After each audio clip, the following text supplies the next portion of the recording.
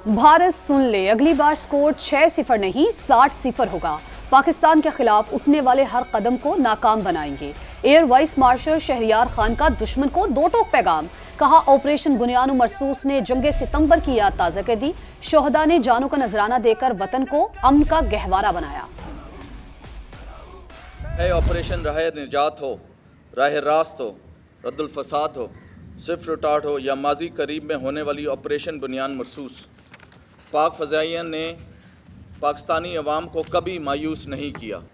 माजी करीब में होने वाली ऑपरेशन बुनियान मरसूस ने 6 सितंबर 1965 की याद ताज़ा की। पाकिस्तान सरजमीन के ख़िलाफ़ होने वाली किसी भी जहारियत का मुंह तोड़ जवाब देंगे। इंशाअल्लाह अगली बार स्कोर 6-0 तक महदूद नहीं रहेगा, बल्कि अल्लाह की मदद से 60-0 होगा।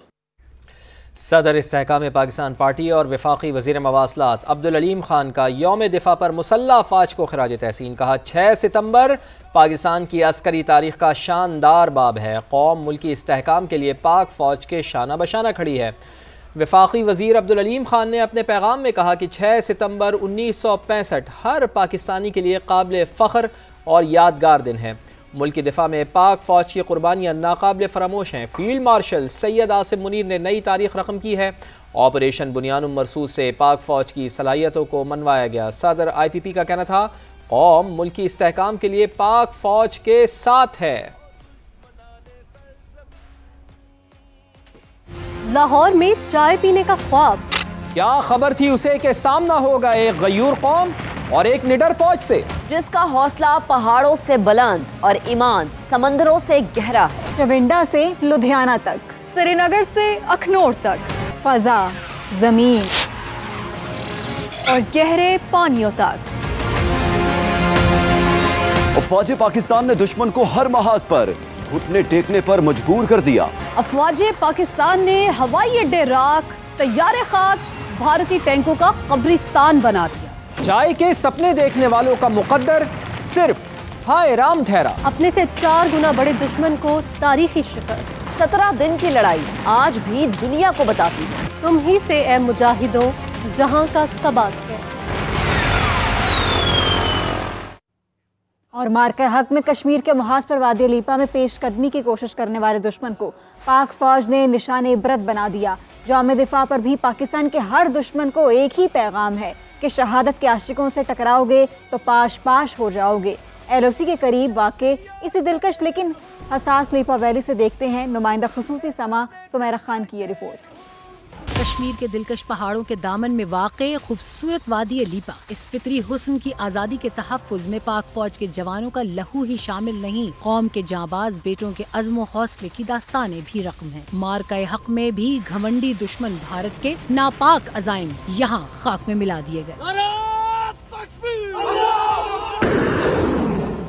जंगे मई में पाकिस्तान आर्मी ने लीपा वैली में दुश्मन की 2 अहम चेक पोस्ट्स को निशाना बनाकर उसे भारी जानी और माली नुकसान पहुंचाया। जिस जगह पे मेरी पोस्ट है तो एनिमी उसको ऑलमोस्ट चारों तरफ से इंगेज कर रहा था, क्योंकि सब बल्ज हम उनके थोड़ा सा अंदर गए हैं और वहाँ पे वो डोमिनेट कर रहा था, बट हमने उनको डोमिनेट करने नहीं दिया। जो वर्दी पहन ली है ये हमारा कफन है।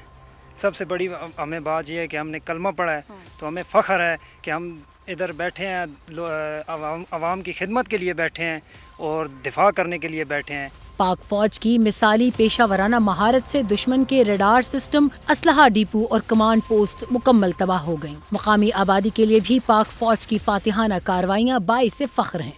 ये सामने पोस्ट जल के राख हो गई है, लेकिन हमारे जवानों ने अपनी पोस्ट का दफा करते हुए अपनी जानों का भी नजराना पेश किया। लड़ने वाले नहीं, हम पीछे हटने वाले नहीं, हम अपनी फौज के साथ, मसल्लह फौज के साथ खड़े हैं। इतना जज्बा जुनून था, लोगों में अवेयरनेस थी कि हम मरे तो शहीद, बच गए तो गाजी, सब लोग तैयार थे अल्लाह के फजल करम से। लाइन ऑफ कंट्रोल पे जो भी आबादी है, चाहे वो लीपा वैली है, चाहे वो नीलम वैली है, चाहे वो बाग है या जहाँ भी आज़ाद कश्मीर की, तो वो लोग पाकिस्तान आर्मी के साथ शाना बिशाना खड़े हैं। लीपा वैली की पल पल कड़ी निगरानी और तहफ़्फ़ुज़ के लिए जदीद हथियारों और दिफाई निज़ाम से लैस दस्ते हर दम चौकस। वतन के हर सिपाही का एक ही अज़्म है, दुश्मन की हर चाल को नाकाम बनाकर अर्ज़ पाक का दिफा नाकाबिल तस्खीर बनाए रखना। कैमरामैन फैसल मसूद यूसुफ के साथ सुमेरा खान समा, लीपा वैली, आज़ाद कश्मीर। आगे बढ़ें और आपको बताएं कि अमेरिका की जानिब से सैलाब मुतासरीन के लिए इमदादी सामान लेकर पहली परवाज़ पाकिस्तान पहुँच गई। मजमूई तौर पर 6 परवाज़ों के जरिए इमदादी सामान पहुँचेगा। ISBR के मुताबिक अमेरिकी फ़ौज के सेंट्रल कमांड के जरिए सैलाब मुतासरीन के लिए इमदाद फराहम की जा रही है। अमेरिकी नाज़िमुल उमूर ने इमदादी सामान फ़ौजी हुक्काम के हवाले किया। इमदादी सामान में खैमे, जनरेटर्स और पानी निकालने वाली मशीनें शामिल हैं। तर्जुमान के मुताबिक इमदादी सामान पाक फ़ौज के रिलीफ कैंप्स के जरिए सैलाब मुतासरीन में तकसीम किया जाएगा। तर्जुमान पाक फ़ौज का कहना है कि पाकिस्तानी हुकूमत और अवाम सैलाब मुतासरीन का साथ देने पर अमेरिकी हुकूमत और अफवाज के शुक्रगुजार हैं। लाहौर के नवाही इलाका चूंकि के फ्लड रिलीफ कैंप में सैलाब मुतासरीन के लिए सहूलियात तो मौजूद हैं, मगर घर बार और मवेशियों की यादें उन्हें रुला रही हैं। 50 साल रुकैया बीबी आंखों में आंसू और लबों पर फरियाद लिए कहती हैं, हम अपने घरों को लौटना चाहते हैं, हमारी मदद की जाए।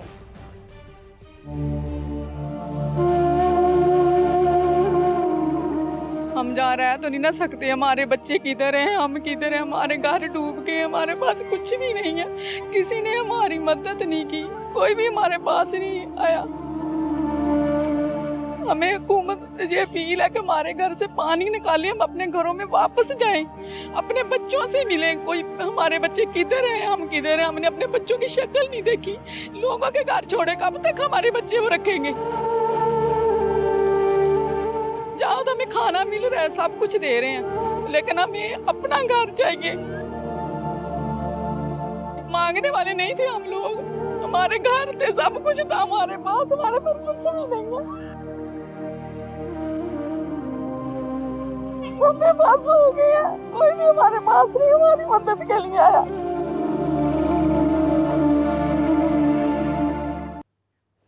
लाहौर फर्रुखाबाद में रिलीफ कैंप में मुकीम अफराद में से कुछ अपने घर वापस जा रहे हैं। हुकूमत की जानिब से उनको राशन और दीगर सामान भी फराहम किया जा रहा है। इस बारे में मजीद जानते हैं, मुतासरा खातून के साथ मौजूद हैं मुकद्दस यासीन। जी मुकद्दस, बताइएगा यहाँ पर क्या सूरत हाल है?